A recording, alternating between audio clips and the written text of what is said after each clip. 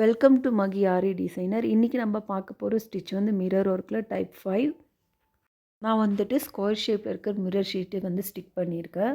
இந்த மாதிரி டிப்பில் எடுத்து த்ரெட்டை அந்த ஷார்ப்பான பார்ட் இருக்குது பார்த்திங்களா, அதை லாக் பண்ணுற மாதிரி ஒரு லாக் ஸ்டிச் போட்டுட்டு அங்கேருந்து ஒரு லாங் செயின் கொண்டாந்து அடுத்த டிப்பு அந்த கார்னருக்கு பார்த்திங்களா, அதை ஒரு லாக் செயின் போட்டுட்டு அடுத்தது ஒரு லாங் செயின் கொண்டு போய் போட்டுட்டு அடுத்த கார்னரை லாக் பண்ணுறேன். சரிங்களா? இந்த மாதிரி தான் நம்ம 4 கார்னரையும் நம்ம 4 டைம் லாக் பண்ணலாம். 3 to 4 வரையும் லாக் பண்ணி போடும்போது பார்க்க நீட்டாக இருக்கும்.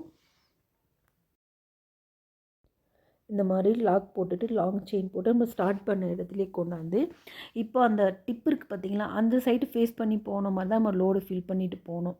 அந்த டிப் இருக்குல்ல, அது வந்துட்டு நம்ம த்ரெட்டில் லோட் பண்ணுற மாதிரி நம்ம அந்த கார்னர் அந்த டிப்புக்கு போய் தான் எண்ணாட் போட்டு முடிப்போம். சரிங்களா? நீங்கள் வீடியோ கவனமாக பார்த்தா உங்களுக்கு இது புரியும். இந்த டிப்பு வந்து நம்ம 3 to 4 லேயருக்குள்ளேயே நம்ம கவர் பண்ணி முடிச்சிடலாம்.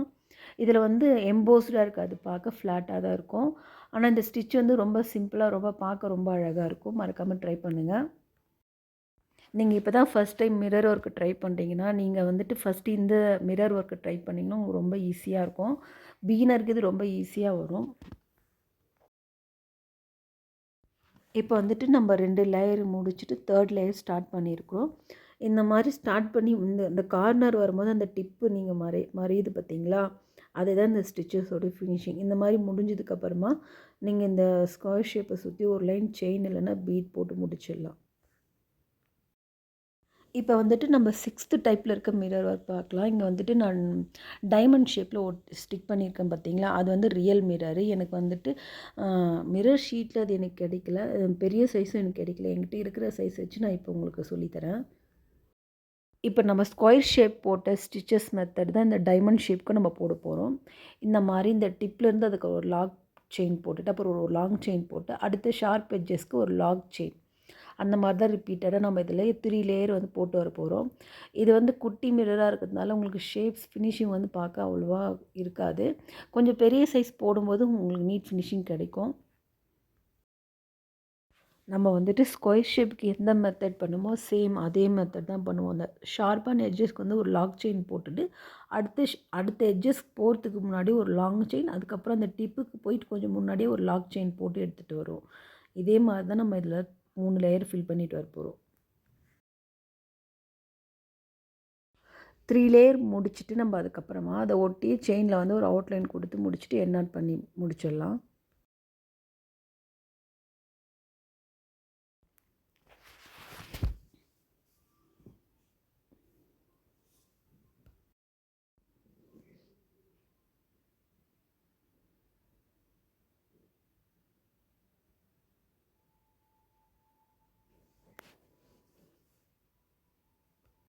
இப்போ நம்ம ஸ்டிச்சஸ் போடுறோம் பார்த்தீங்களா, அதில் வந்து அந்த டிப்பு வந்து கவர் ஆகிற வரையும் இந்த ஸ்டிச்சஸ் நீங்கள் போடணும்.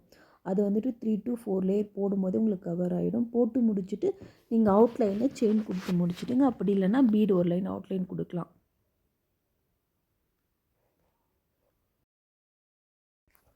இந்த டைப் மிரர் ஒர்க்கும் பார்க்க ஃப்ளாட்டாக தான் இருக்கும், எம்போஸ்டாக தெரியாது.